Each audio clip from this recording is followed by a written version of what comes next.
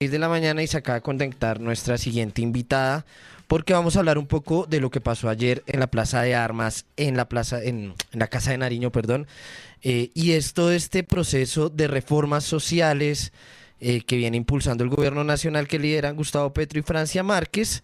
Reforma a la salud, reforma pensional, reforma laboral, la implementación del punto uno del acuerdo de paz a propósito de la reforma rural integral. Y hemos invitado para hablar sobre esto a la compañera Itayo Sara Rojas. Ella es socióloga de la Universidad Nacional y en este momento está cursando un doctorado en desarrollo del Instituto Internacional de Estudios Sociales de la Universidad Erasmus Rotterdam en los Países Bajos. Querida Itayo Sara, muy buenos días y bienvenida a la Bolche Radio. Hola, Oscar, ¿cómo estás? Muchas gracias por la invitación. Bueno, comencemos como hablando un poco. Yo te invité a propósito de un trino que te leí en Twitter, donde tú dices que hay que hablar un poco, que necesitamos con urgencia una lectura más crítica desde la economía política de las reformas sociales que se están impulsando, más allá de estos debates de instrumentos legales, criterios técnicos, etcétera, etcétera, etcétera. Entonces arranquemos por eso, o sea, ¿por qué sugieres desde tu opinión que las reformas no tienen o necesitan más debates en torno a la economía política y no desde los criterios técnicos legales, como en últimas se han planteado, digamos, en el tema de la reforma a la salud? Cuéntanos. No, pues es que no es que yo entienda o crea que las reformas no tienen el componente de economía política, no parten de una lectura, yo creo que sí, yo creo que hay una intención y una buena intención de parte del gobierno nacional en aras de la redistribución pues, de recursos, de lograr redistribución de recursos en distintos sectores. Genuinamente creo que es así. Mm, Mi percepción va más hacia el debate público. Y es que siento que en el debate público hay, digamos, dos esferas, dos arenas mediante las cuales se leen estas reformas. La primera son las posibilidades políticas, o sea, el análisis político, la correlación de fuerzas, los actores que empujan las reformas o que las pueden frenar, ¿cierto? Entonces hacemos pues un análisis en esta vía de los actores que se oponen o no, los que podrían facilitar, y eso es una arista. Y yo creo que en eso hay muchos desarrollos. Y la otra arista con la que veo se pone en tela de juicio las reformas o se juzgan o se analizan es los criterios técnicos. ¿Sí? Y pues los criterios técnicos tienen que ver con unos principios, unas herramientas, que son las herramientas mediante las cuales se ha hecho la política del statu quo, la política pública del statu quo. Entonces, pues yo siento que ninguna de las dos es suficiente y no aciertan a la hora de leer la profundidad de las reformas. O sea, no creo en este momento que existan analistas hablando de los temas de redistribución que plantean las reformas. Mm, la economía política tiene cuatro preguntas fundamentales y es ¿quién tiene qué? ¿Quién hace qué? ¿Quién se queda con eso? ¿Y dónde se reinvierte? Y yo siento que esas cuatro preguntas a la hora pues de leer las políticas públicas que se quieren implementar, la reforma, el proceso estructural de cambio, pues son muy útiles. Pero no creo que en este momento el debate nacional y la opinión pública hable de esto.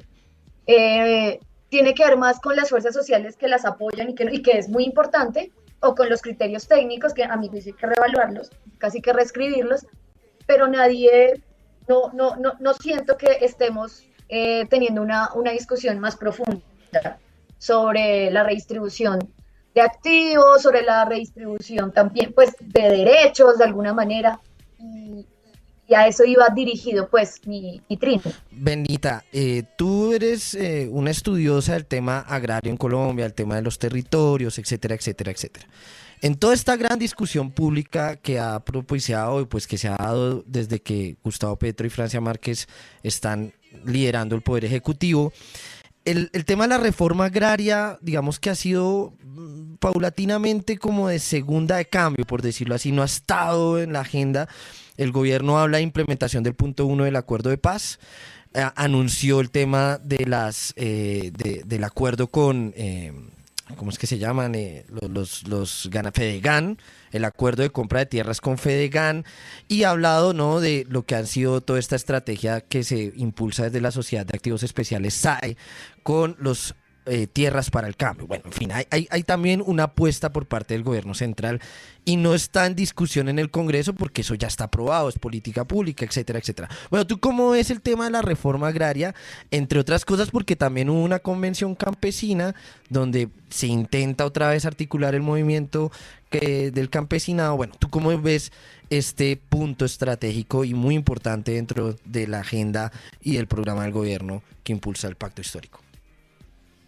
Bueno, pues yo siento que una vez firmado el acuerdo de paz de La Habana, una vez negociado el primer punto, pues se revivieron los debates agrarios en este país, sobre todo porque habíamos pasado pues del gobierno Uribe, en donde prácticamente volver a esos debates era casi que afiliarse con una de las partes en conflicto. ¿Sí? Los agraristas pues eran vistos casi que como profarianos. No se podía hablar de eso. Entonces, una vez se supera eso con la negociación de La Habana, pues entonces tenemos el primer punto, la reforma rural integral, que es rebajada 2 veces, ¿sí? Que digamos que pasa por muchos niveles de negociación, y pues finalmente se acuerda el mejor acuerdo, o sea, la mejor de las posibilidades en medio de la negociación, que es el punto 1 de la reforma rural integral, y eso es un avance. Sin embargo, hoy estamos en otro momento, y estamos en un gobierno que fue electo con unas banderas de justicia social, con una bandera de redistribución de la tierra, ¿cierto? Dentro del programa de gobierno se habla de la reforma agraria. Entonces, o sea, yo siento que las posibilidades políticas han cambiado y han cambiado en favor del campesinado. Y este gobierno, de alguna manera, ha mostrado visos de voluntad en esa vía. Pero yo siento que es insuficiente. Yo siento que la palabra, que el término reforma agraria no se alcanza a recoger en lo que existe hoy en día. No se alcanza a recoger en la legislación existente y tampoco se alcanza a recoger en los instrumentos de política pública que existen, pues que están fijados por la ley 160 del 94, que se llaman reforma agraria asistida por el mercado. Y entonces cierto que insistimos en estas fórmulas que empezaron a implementarse acá en Colombia hace 30 años, pero que han probado ser ineficientes en lo que es la redistribución de tierras, incluso en la titulación de tierras. Y entonces, pues acá quisiera como explicar un poco el tema de la agenda neoliberal en las políticas agrarias. Y es que, pues, en contra de una reforma estatista que habla directamente de la redistribución, casi que el desmonte del latifundio, pues entonces expertos y expertas del Banco Mundial dicen no, esas reformas son muy conflictivas, esas reformas son muy difíciles de hacer, las élites agrarias siempre reaccionan en contra de esto, entonces proponen lo que se llama la reforma vía negociada y vía de mercado. Y eso es lo que tenemos en este momento en este país, y eso también se implementó en Brasil, en Sudáfrica, después del apartheid, en El Salvador, o sea, todos los países que pasaron por un acuerdo de paz que tenía una agenda agraria implementaron fue eso. Eso es lo que existe en este momento, y yo siento pues que el gobierno nacional está en una disyuntiva, pues por un lado cumplir la de los campesinos sin tierra y por el otro no alborotar el avispero con las élites agrarias.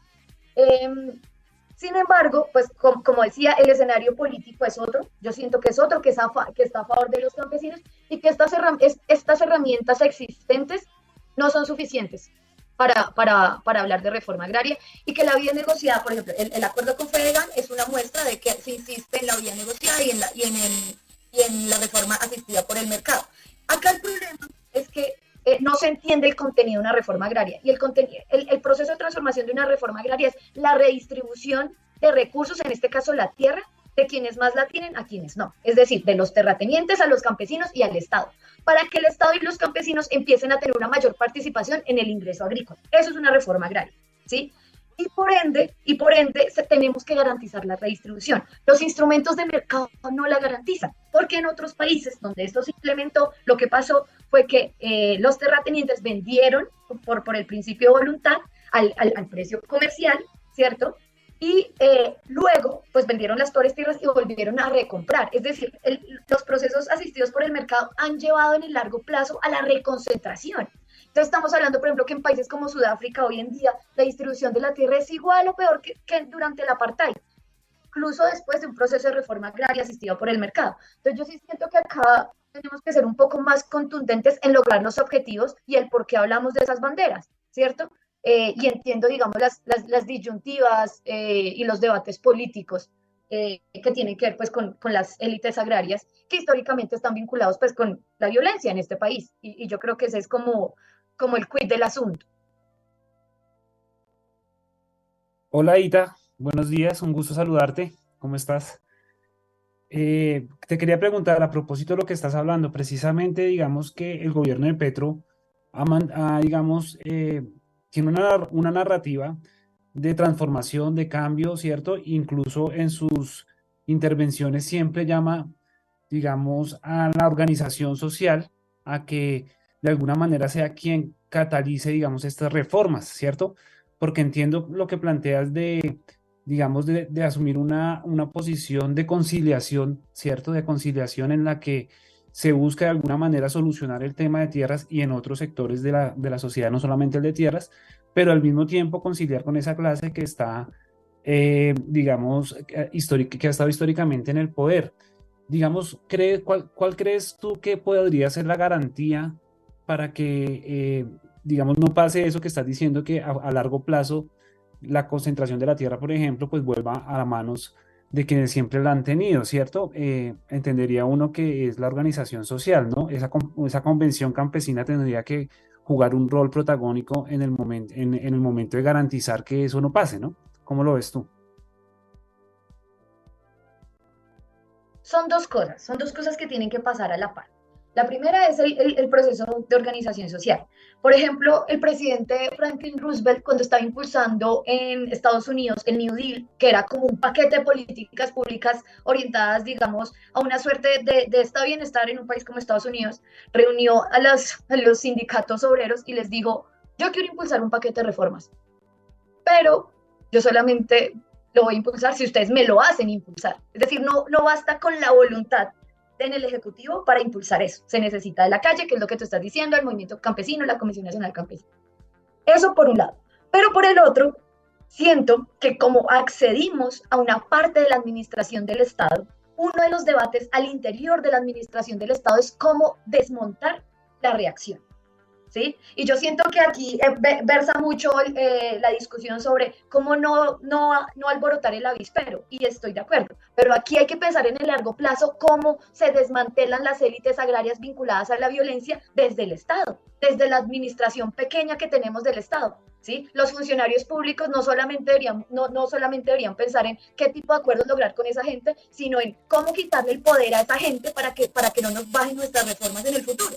¿Sí? Y eso yo sí siento que no existe. Entonces son dos cosas. Ahora, el movimiento campesino se ha mostrado muy amigo de este gobierno, pero este gobierno ha privilegiado unas relaciones por sobre otras. Y por ejemplo, la foto con Fedegan y de ese acuerdo de compra de tierras fue primero que la foto con las organizaciones campesinas de la Agenda Nacional Campesina. ¿Sí? Primero fue ese acuerdo que la Convención Nacional Campesina.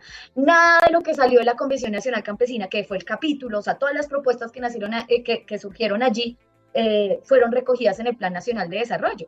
¿Sí? Entonces hay unos indicadores, entonces ahora el movimiento campesino tiene que buscar otros aliados, por ejemplo en el Congreso, para que eso se radique y se discuta para que pueda ser incluido. Pero en el articulado del Plan Nacional de Desarrollo no aparece el campesinado, no aparecen los insumos de la Comisión Nacional Campesina. Ita, pero de todas maneras, digamos, tú nombrabas la ley noventera, ¿cómo es, cuál es la ley? A mí siempre se me escapa. 160 del Sí, 94. del 94. La ley 160 del 94, que es claramente una ley del mercado, en términos de... Es una reforma agraria del mercado, es bastante paradójico, pero esa ley es la que, digamos, ahí como de contrabando está la figura de las zonas de reserva campesina, que nosotros hemos impulsado históricamente y tenemos la oficialización de la zona de reserva campesina en el Sumapaz, que ocurrió recientemente, que fue casi que chulear algo que ya se venía impulsando desde hacía rato. Entonces, bueno, ¿qué alternativas tiene el campesinado? ¿Qué alternativas tiene para digamos, impulsar una agenda transformadora que está incluso por fuera de los márgenes de la política del gobierno. ¿Cómo tú ves al campesinado? Porque entre otras cosas no es un actor político, bueno, es un actor diverso, complejo, con muchas agendas, y que en la convención campesina pues se esperaba que tuviera más resultados, y finalmente fue como más bien un reencuentro importante, pero con limitaciones. Bueno, ¿tú cómo ves eso, los instrumentos que existen y la actual composición del campesino? Bueno, aquí esto es un debate muy interesante, sobre todo con la ley 160, porque en la ley 160 aparecen las zonas de reserva campesina y aparecen lo que recién se revivió como las IDES, las zonas de interés de desarrollo industrial, ¿sí? Que es, digamos, como la contraparte, la antítesis, ¿no? Entonces, están ahí juntas esas dos figuras. Y bueno, y se empezó a impulsar los procesos de zonas de reserva campesina en zonas de colonización, en tierras marginales, ¿sí? Entonces, lo que se buscaba era como estabilizar esas zonas y esa frontera agrícola a partir de esta figura. Yo pienso que esta figura no debería solamente ser aplicada en esas zonas marginales, en las zonas de colonización, ¿no? Entonces yo ahí veo como una primera limitación. Obviamente nos sumamos a todas las celebraciones que tienen que ver con la aprobación de las zonas de reserva campesina, pero yo creo que hay unos limitantes, y acá los amigos abogados y abogadas van a decir, eso no se puede por la ley. Bueno, pues se cambia la ley, pero ya ver, esa es otra discusión, a mi juicio.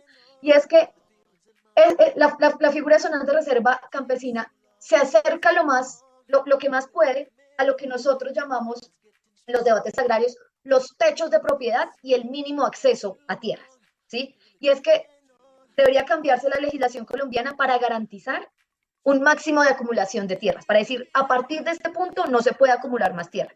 Para decirle a José Félix Lafurí, usted puede tener hasta acá, no puede tener, o sea, la acumulación no puede ser sin límite, porque además hay unas barreras ecológicas, es algo tangible, tangible.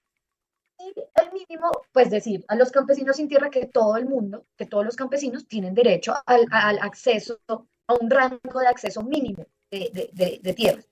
Y esto debería reglamentarse. Quizás las zonas de reserva campesina buscaban eso, o sea, buscaban contener el latifundio, pero eso no pasó. Y eso no está pasando. Una de las primeras zonas de reserva campesina que se constituyó fue la zona de reserva campesina del Guaviare, que tenía más o menos 3 municipios al interior de ella. Y bueno, hoy en día, en lo que es reconocido zona de reserva campesina, hay latifundio improductivo, tierras para la especulación, ganadería. Eso hay. Y está reglamentada. Entonces aquí el punto es, no solamente basta con el reconocimiento legal, acá tenemos que hablar de las relaciones sociales de producción que hay al interior de esas figuras. No es solamente el ordenamiento territorial por el ordenamiento territorial, sino las relaciones sociales que ocurren dentro de estos espacios, ¿sí? Como además de cómo se garantiza la producción, una forma de producción específica como la campesina al interior de esas zonas, ¿sí? Celebramos, obviamente, pero pienso que deberían incluirse de manera clara y contundente al interior de las zonas de reserva campesina en la legislación, pues que la reglamenta, y en la legislación colombiana los techos máximos de propiedad y el mínimo acceso a tierras para los campesinos sin tierra. Y eso ya sería un gran cambio. Y el segundo gran cambio es que las zonas de reserva campesina pues deben dejar de verse como marginales, en zonas marginales para campesinos colonos. No, aquí también debemos hablar de zonas de reserva campesina al interior de los valles, de los valles interandinos, de las tierras fértiles, de las tierras que están concentradas. Aquí no solamente se trata de frenar, sino de desmontar el latifundio. Y pues eso es una herramienta potente, pero que hasta ahora, digamos que ha servido para la contención y que ha sido una contención muy limitada. Ita, ¿crees, digamos, ya en una manera más global, reformas? ¿Qué tan enredado o no enredado ves al gobierno nacional con estas iniciativas? Son ambiciosas, casi que todas, pero bueno, digamos, faltan trámites en el Congreso, falta lo que tú decías como la correlación de fuerzas. Bueno, ¿tú cómo ves que llega el gobierno nacional en este momento? Presentó la de salud, ayer presentó la laboral, la próxima semana se viene la pensional, y también un compromiso por implementar el punto 1 del acuerdo, que es reforma rural integral. ¿Cómo la ves? Pues yo siento que hay muy buenas intenciones. Yo creo que acá lo que hemos visto con la laboral y la de salud es que han habido como dos enfoques distintos. Entonces, por ejemplo, en la salud yo siento que se fue, que se puso la barra muy arriba, muy para la negociación. Es decir, yo sé que voy a pedir esto muy alto, pero quizás en el proceso de negociación me tengo que bajar y ese proceso de negociación lo voy a surtir en el Congreso. Yo creo que eso fue lo que más o menos sucedió con la salud. En el caso de la reforma laboral, yo creo que la ministra lideró un proceso de concertación desde el momento uno para presentar algo que le pasaran rápido, ¿sí? O sea, son dos estrategias. No sé cuál, vamos a ver después de los debates, digamos, cuáles fueron las ganancias de las dos estrategias. Y, o sea, solamente cuando conozcamos el resultado final, el resultado final de eso en el Congreso, vamos a darnos cuenta cuál fue la mejor estrategia. ¿Sí? Si era ir muy alto desde el principio y luego que la negociación se surtiera en el Congreso Nacional, o si más bien concertar desde el principio para que me aprueben rápido en el Congreso. ¿Sí? La única manera de saberlo es al final. La única manera de saberlo es al final. Y pues yo no, yo sí me aparto de los análisis que le dan muy duro, digamos, a que está embolatado, a que así no se hace, pues yo me aparto de eso. Obviamente esto es un tema muy delicado, o sea, estamos hablando de la vida de la gente, o sea, estas reformas depende la vida de la gente, depende la salud de la gente, depende el futuro de la gente, ¿no? Y que pues tampoco se puede improvisar con eso, que va a tener pues unos costos muy altos y los costos son vidas humanas. Eh, entonces yo siento que en medio de eso se está intentando hacer pues lo mejor que se puede. Creo que hay cosas que se pueden mejorar con respecto a la asesoría técnica de eso, con respecto a las personas que aconsejan. Yo siento que hay que ser más riguroso de las figuras de las que se rodean, por ejemplo, las ministras que impulsan el cambio, y que no hay que dar papaya. Y yo siento que lamentablemente pues la ministra de Salud, en su buena intención, de pronto se rodeó de personas equivocadas y pues que le da muchos papayazos también a la opinión pública, para desmeritar los esfuerzos que de buena voluntad y que rigurosamente se hicieron y se están haciendo. Eh, yo tendría que decir eso al respecto. Ita, muchas gracias por tu participación esta mañana en la Bolche Radio y muy atentos a las discusiones y esperamos que puedas estar pronto también acá con tus opiniones muy valiosas para esta mesa de trabajo. Gracias, Ita. Bueno, dale, gracias, Oscar, chao. Bueno.